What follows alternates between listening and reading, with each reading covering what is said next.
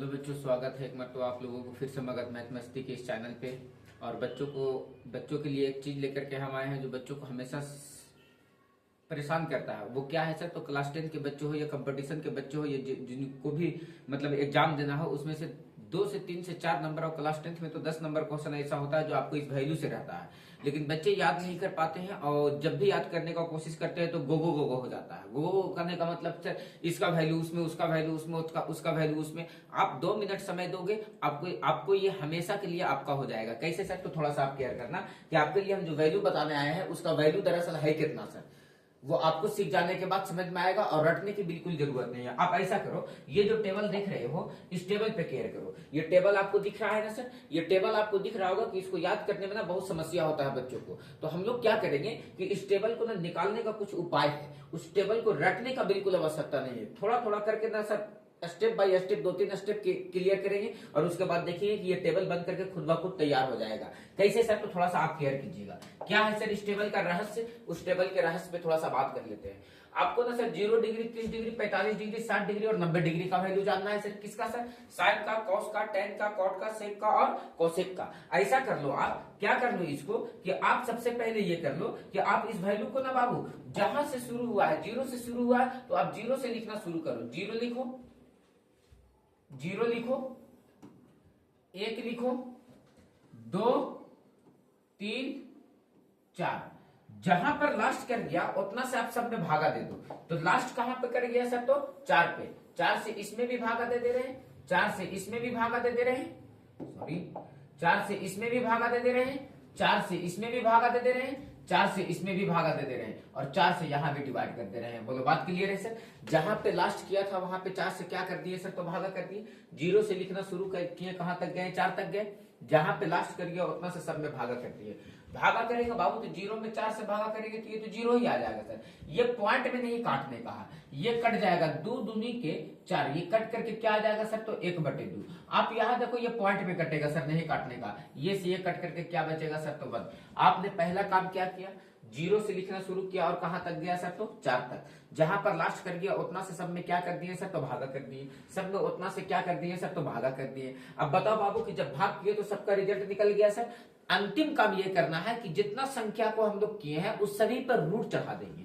आप इस पर भी रूट चढ़ा दो, आप इस पर भी रूट चढ़ा दो, आप इस पर भी रूट चढ़ा दो और आप इस पर भी रूट चढ़ा दो और इस पर भी रूट चढ़ा दो। अब जब रूट चढ़ाए तो 0 का वर्गमूल कितना होता है सर? तो 0। 1 का वर्गमूल 1 और 4 का वर्गमूल कितना होता है सर? 2।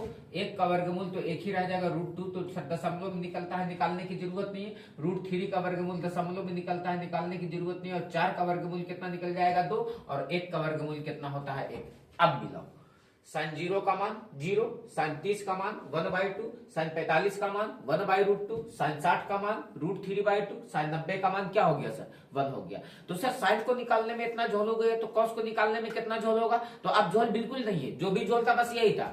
आप जब कॉस का वैल्यू निकालोगे तो साइन के वैल्यू को उलट करके लिख दो, उल्टा लिख दो सर उसका। तो 1 का उल्टा कितना? उधर से लिखोगे तो यहाँ पर 1 हो जाएगा। फिर उसके बाद लिखोगे तो क्या हो जाएगा सर? तो √3/2 हो जाएगा। अब फिर लिखोगे सर तो क्या हो जाएगा? 1/√2 हो जाएगा। फिर लिखोगे तो क्या हो जाएगा सर? 1/2 हो जाएगा। और फिर लिखोगे तो क्या हो जाएगा सर? तो 0 हो जाएगा। बोलो यस या नो सर? खत्म हो गया। अब मिला लो, cos 0 का मान 1, cos 30 का मान √3/2, cos 45 का मान 1/√2, cos 60 का मान 1/2 और cos 90 का मान 1। ये टेबल में भी आप देख लो। यहां से देखो तो बाबू, साइन cos 0 का मान 1, cos 30 का मान √3/2, cos 45 का मान 1/√2, cos 60 का मान 1/2 और cos 90 का मान 0। बोलो यस या नो सर? आ जाओ। अब tan का निकाल लेंगे सर। तो tan का निकालने में कितना झोल है? बिल्कुल भी झोल नहीं है। आप बाबू tan थीटा बराबर आपको पता होगा होता है सर sin थीटा बटे का cos थीटा। तो आप बताओ tan थीटा बराबर sin थीटा बटे का cos थीटा। तो आप बताओ tan 0 का मान निकालोगे तो sin 0 के मान में डिवाइड लगा देंगे सर cos 0 का मान से। तो 0 में 1 से डिवाइड लगाओ तो क्या आएगा सर? तो 0। 1/2 में डिवाइड लगाएंगे √3/2 से। तो आप यहाँ पे कैलकुलेट कर दो, 1/2 में डिवाइड लगाओ √3/2 2 से, तो बताओ ये 2 से ये 2 कट जाएगा, खाली क्या बच जाएगा सर, तो 1/√3 बच जाएगा सर। आप आगे चलो 10 में चलो बाबू, तो sin 45 के मान में cos 45 के मान से डिवाइड लगाओगे तो 1/√2 में 1/√2 से डिवाइड लगाएंगे, कट करके क्या बच जाएगा सर 1, और यहाँ √3/2 है, तो देखो ना बाबू यहाँ पे कैलकुलेट कर लो इसको, क्या है √3/2 है, और √3/2 को भागा दे रहे हैं कितना से सर 1/2 से, 1/2 से 2 से 2 कट जाएगा, √3/1 का मतलब खाली क्या हो जाएगा सर, तो √3। और याद रखना किसी भी संख्या में जब 0 से डिवाइड लगाते हैं तो वो अनडिफाइन आ जाता है सर, जिसको हम लोग अपरिभाषित बोलते हैं। अब कॉट का वैल्यू निकालेंगे तो कैसे निकालेंगे सर, तो कोई झोल नहीं है बाबू। अगर इसको उलट करके लिख दो तो बताओ, उसको उलट करके लिखो तो पहले क्या आ जाएगा सर, अनडिफाइन आ जाएगा, उसके बाद क्या आ जाएगा सर, √3 आ जाएगा, उसके बाद क्या आ जाएगा सर 1 आ जाएगा, उसके बाद क्या आ जाएगा सर 1/√3 आ जाएगा, और उसके बाद क्या आ जाएगा सर, तो 0 आ जाएगा। बोलो यस या नो सर, बोलो बात हो गया स्पष्ट सर। अब सेक थीटा का मान को निकालेंगे सर, तो हम लोगों को पता है कि कॉस थीटा के मान का उल्टा होता है बाबू सेक थीटा। कॉस थीटा का वैल्यू को पलट देंगे तो किसका वैल्यू देगा, सेक थीटा का। तो आप कॉस थीटा का मान को पलटने के बजाय कॉस 0 के मान को पलटो, तो कॉस 0 का मान 1 है सर, और 1 को पलटेंगे तो ये क्या रहेगा सर, तो 1 रहेगा। आप बताओ बाबू कि √3/2 को पलटोगे तो ये क्या हो जाएगा सर, तो 2/√3 हो जाएगा। आप देखो तो बाबू 1/√2 को पलटोगे तो √2/1 का मतलब खाली √2 हो जाएगा, और 1/2 को पलटोगे तो खाली 2 हो जाएगा। और देखो हर संख्या के नीचे 1 होता है, और इसको पलटोगे तो 1/0, और जब 1/0 हो जाएगा तो ये फिर से क्या हो जाएगा सर, तो अनडिफाइंड हो जाएगा। बोलो यस या नो सर। अब आ जाओ बाबू, कोसेक थीटा का मान को लिखोगे तो कोसेक थीटा का मान कैसे निकालेंगे सर, तो बताओ बाबू साइन थीटा का उल्टा होता है कोसेक थीटा, तो साइन थीटा के अगर वैल्यू को पलट देंगे तो साइन 0 के मान को पलटो तो इसके नीचे कुछ नहीं तो 1 है, 0/1 पलटेंगे तो सर 1/0 हो जाएगा, 0/1 पलटेंगे तो 1/0, और कोई संख्या 0 हो जाए सर उसका मान कितना हो जाएगा, अनडिफाइंड।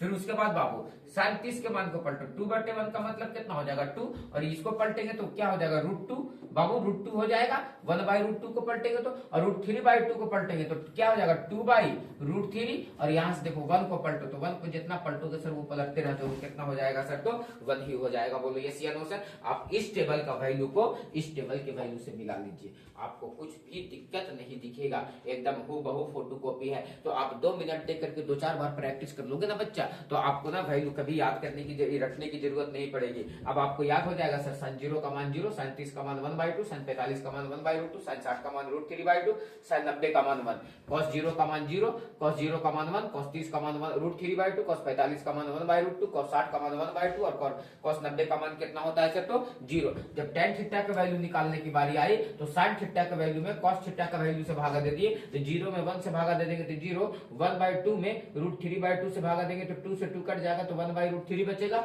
यहाँ तो ये पूरे से पूरे कट जाएगा तो 1 बचेगा, और यहाँ देखो ना बाबू 2 से 2 कट जाएगा तो √3/1 का मतलब √3, और कोई संख्या में 0 से भागा देंगे तो क्या आ जाएगा सर, तो अनडिफाइंड। इसी को हम लोग क्या बोल रहे थे सर, तो आप परिभाषित। बोलो बात क्लियर है सर। अगर आप ये टेबल याद रखते हैं तो आप सक्षम है सर, ट्रिगोनोमेट्री के बहुत ऐसे सवाल है जिसको आप हल करने में। क्लियर है बच्चा। तो मिलते हैं आप लोगों से नेक्स्ट वीडियो में।